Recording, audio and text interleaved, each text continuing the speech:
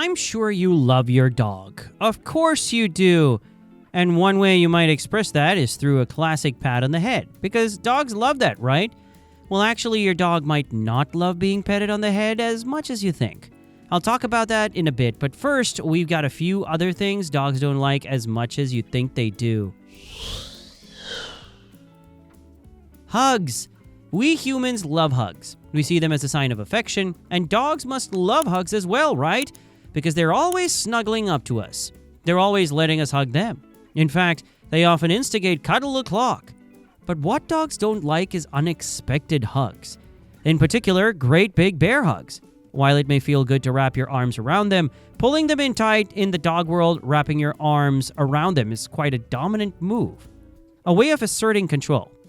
While some dogs might tolerate it, for others, they will actually feel trapped or even stressed out. If you're worried your pooch may be one of the ones who is not too keen on being grabbed and squeezed, there are a few signs to look out for. Yawning, lip licking, and turning their heads away are all hints that they might not quite be loving the cuddle puddle as much as you are. A clear attempt to squirm away is a definite sign. If you notice this, don't worry. It doesn't mean your dog hates you, but we all have our own love languages, and a lot of dogs would prefer you find another way to show your bond with them than an unexpected tight squeeze. Some other options that they might enjoy a little bit more would be a good old-fashioned belly rub or a nice play session, because there is nothing our doggos adore as much as playtime. Just don't raise your voice too much while playing, because there is something they hate even more than a tight squeeze. Any one of you who has ever tried to vacuum your home, which I hope is all of you, may well have come across a familiar experience. You're innocently trying to keep your home clean and tidy, but your canine companion seems to take umbrage with it, totally freaking out. It's like your dog is Batman and the vacuum is the Joker, the mortal enemies for all eternity. But if Batman were terrified of the Joker and scampered away whimpering every time the Joker turned up to cause trouble. But as much as it might seem like they have a real hatred for cleanliness and the cleaning process, it's the noise that freaks them out. Because it's not just vacuuming that dogs hate, but most loud noises. From fireworks to thunderstorms, our poor pups can really struggle. It might seem that they're overreacting.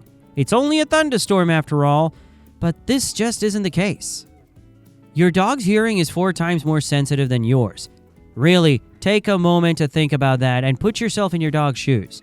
Well, dogs don't wear shoes. More on that in a bit. Seriously, but you know what I mean. Think about how loud vacuuming, fireworks, and thunderstorms are. Now quadruple the volume. It would be insufferable, right? That's what your poor dog has to endure every time they're exposed to those noises. It is extremely overwhelming and at times even painful. So much so that some studies have determined that noise anxiety is among the most common phobias in dogs, affecting nearly half of them. While I'm sure this doesn't apply to any of you, there are some people out there who find the way dogs freak out around loud noises kind of funny. And I get it. From a human POV, it seems like a silly overreaction. But when you understand that they are literally experiencing pain, it becomes no laughing matter. Creating a safe and, most importantly, quiet space for your dog to tuck themselves away in during noisy events is an incredibly easy but effective way to help them tolerate the experience. But of course, it's not just their sense of hearing that is stronger than a human's. Guess how many scent receptors are in the human nose? It's 5 to 6 million. Seems like a lot, right? Well, just you wait. A dog's nose has 300 million scent receptors. Makes the human nose seem kind of rubbish by comparison, doesn't it? Dogs rely on their noses more than any other sense. When they frantically sniff around, it is actually key to their comprehension and understanding of their surroundings. This means that just like how they're highly sensitive to loud sounds, they're highly sensitive to bad smells. Imagine if every smell you hated was 300 times more intense. Yikes! But perhaps strong smells would be a better way of putting it than bad smell, because not every living creature agrees on what sorts of stenches are bad. Brace for bad news. Your aftershave or perfume may be utterly disgusting to them. And things like air fresheners, equally vile. Floral notes and citrusy odors are just not their cup of tea. And this is not a dislike without reason. In many ways, it's the way a dog's nose warns them of trouble. Because sadly, some air fresheners and essential oils are toxic to dogs. so their revulsion to the smell of them ultimately keeps them safe. Now, don't worry, I'm not saying you should never wear perfume or use air fresheners. You don't have to embrace the stink just because you have a dog. It's your body and your home. You're allowed for them to both smell how you want. But it might be for the best to avoid spraying that sort of thing too near to your pup. Though when it comes to cleaning products, I do strongly recommend shifting to pet-safe products if you can. Not just because they don't like the smell, but due to the toxicity. If you notice your dog sneezing, rubbing their nose, or leaving the room when you use a particular scent, that is a very clear sign that they really don't like it, and it might be worth changing to something different. Just don't swap the perfume your dog doesn't like for one your dog likes too much, because that will probably be revolting to your fellow humans. Earlier, I made a silly joke about dog shoes, but here's the thing. Dogs should never wear shoes or silly costumes at all. I'll be the first to admit that dogs can look super cute in outfits. Who doesn't want to dress a dog in a tweed jacket and call him Sherlock Bones? It's adorable! The problem is, most of them hate it. Everything from the weird textures to the restrictive fabric is unappealing. It just doesn't feel natural to them, because it isn't. These costumes restrict their natural movements, which in turn limits their ability to communicate with other dogs through body language, and, depending on outfit, can even cause overheating. Now, some of you might be thinking, oh no, am I in trouble because my tiny, frail, precious little pup prince wears a jumper in the winter? Of course not, no. Some dogs, especially small ones, can be prone to getting cold in the winter, so a sleeveless jumper can do wonders. And lots of those are specifically designed to not have the same problems I'm talking about. The lack of sleeves ensures mobility, for example. What I'm specifically talking about are those silly fancy dress costumes. Dogs hate those.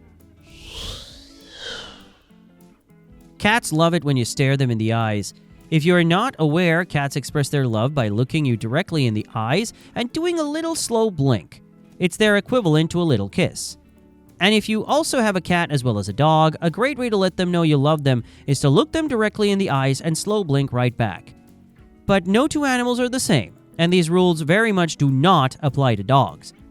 While a gaze into the eyes can come across as a long, loving stare to a cat, to a dog, it is very much perceived as a challenge or threat. In dog culture, someone directly looking into their eyes is tantamount to saying, "Do you want to fight me, mate?" According to canine behaviorist Patricia McConnell, prolonged eye contact between dogs is often a form of asserting dominance, tantamount to a threat. Because of this, direct and prolonged eye contact can make dogs feel uneasy. If they are your dog, they may feel a little better about it, as there is a degree of trust with you. But for dogs you don't know, well, it can go down very badly indeed.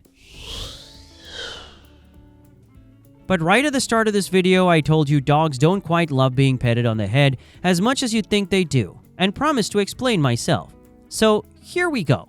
A pat on the head is seemingly the classic way the species of man shows the species of dog that we love them. But the heartbreaking news is that many dogs might actually dislike this, and simply tolerate it. Some may even hate it. To a dog, it feels like a very unnatural and dominant gesture. And we know from talking about staring into their eyes how much that's something that riles them up. And to be fair, I get it. Imagine if a giant hand just started slapping your head. Bit weird. While many dogs will tolerate head pats, and your dog will definitely tolerate it if it's you doing it, they much prefer being scratched behind the ears, or under the chin, or even down their back. There we have it. Dogs don't like being patted on the head as much as you think they do, but there are a few things they hate even more. But treat them right and they'll love you so much they'll stick to you like Velcro. More on that in this next video.